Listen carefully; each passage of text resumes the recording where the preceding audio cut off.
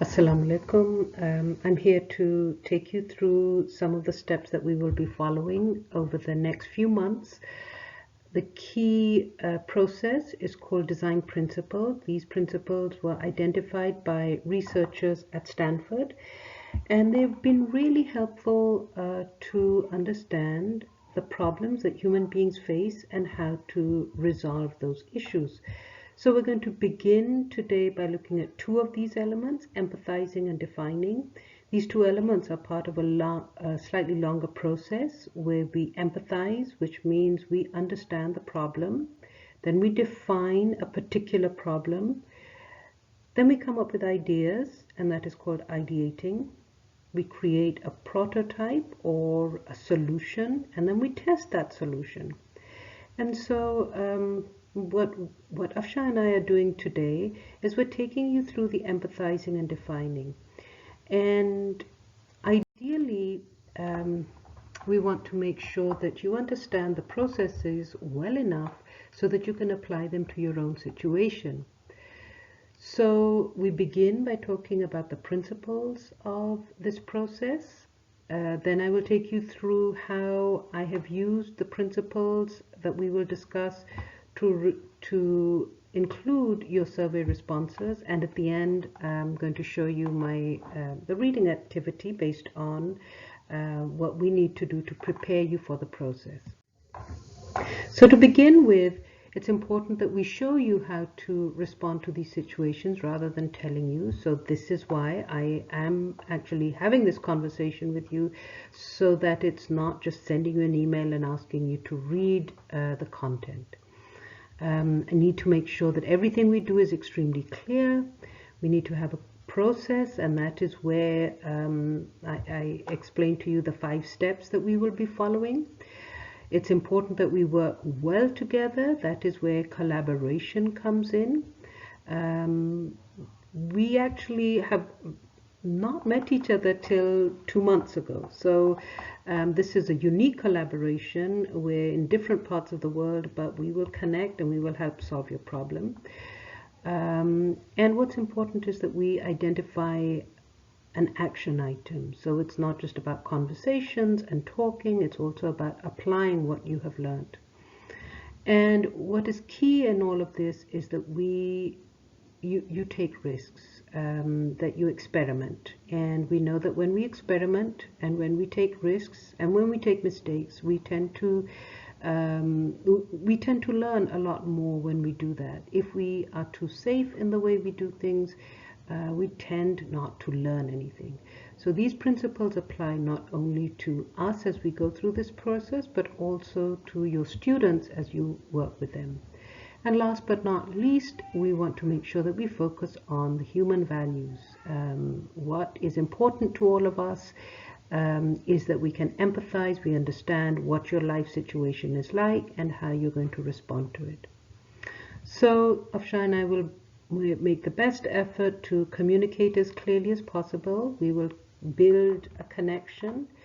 We will make sure we share the process so that you can act on it. And all the while we will experiment. So those are some of the key principles I want you to think about. Keep your minds open. Remember, we're learning with you, and we will share with you what we have learned in our 50+ years of shared teaching experience. Now I bring you to your survey. You showed me mixed responses to your confidence in learning online, and so that is why I wanted to make sure any material I provide is not only reading material but engages you as much as possible. What I had not anticipated was that you would be much more comfortable using WhatsApp. So I'm going to ask Nida if she can set up a WhatsApp group for us, so that we can connect over WhatsApp. In the meanwhile, I will also be using email, and somewhere near the end, we're also going to use a Google Classroom so that you can build community through that, and it's one more way to connect online. The third question you were asked was about your reading interests. You said you wanted to read, but you did not want to have too many assignments to read, and I totally understand that, because as professionals, as people with families, you have a lot of responsibilities, so we do not want to give you too much information. So for today's assignment, I've included 6 pages of reading, which hopefully will cover some of the concepts that I'm talking about, and some that you will also see in a video. So you'll get a mix of reading and video resources. The topics that you were interested are primarily about leadership and education, and how to motivate people. Every topic that we will discuss, I want you to think about yourself, to be able to apply similar principles to the people that you are going to be working with. For example, what motivates you? What has motivated you to engage in the discussion with Afsha and me about teaching and learning? And one key element about motivation is, if you force ideas on others, it's very difficult to get them to be motivated. You need to look into their own interests to understand what their motivation might be. Other topics that you are interested in are blended learning, analytical thinking, creating a curriculum. As you see here, the way that Afsha and I are creating the curriculum is based on your need. We have a whole breadth of information that we can share with you, but we also want to make sure that any curriculum we share is relevant to your experiences. And last but not least, you want to look at leadership, how to plan, how to execute, how to continue to train. A key element of leadership is being able to listen to others, to understand what their situation is. Another key element is to have a vision. And the third key element is to be flexible, to apply your vision in a meaningful way. And continually remembering that it is a group that brings people together rather than the individual. The skills you want to focus on are English comprehension. We hope that the materials we provide will further improve your vocabulary, your ability to comprehend, understand key elements. You will hopefully apply these same tools and skills in your classroom if you are teaching. As we talk about communication, we will talk about what ways that you find it interesting to communicate clearly. An important part of communication is listening, so it's really the silence in the communication, because you want to make sure you understand what the person or the people you are communicating with are interested in listening to.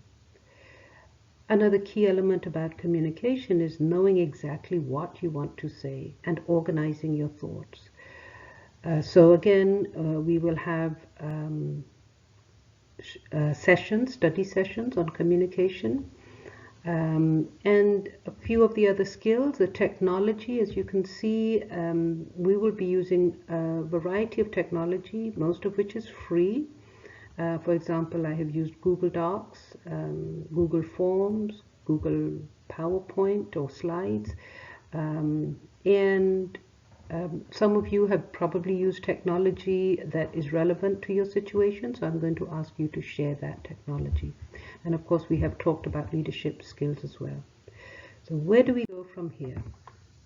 I have this short reading activity that I'd like you to take a look at.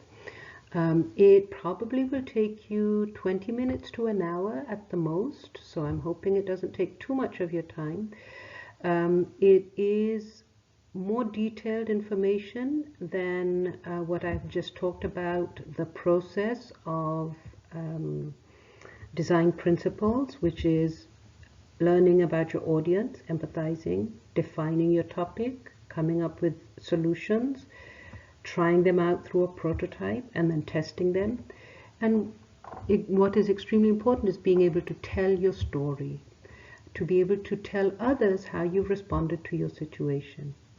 And to help me understand your understanding of the text, I've provided a short assignment for you to respond to. That should probably take you at the most another hour.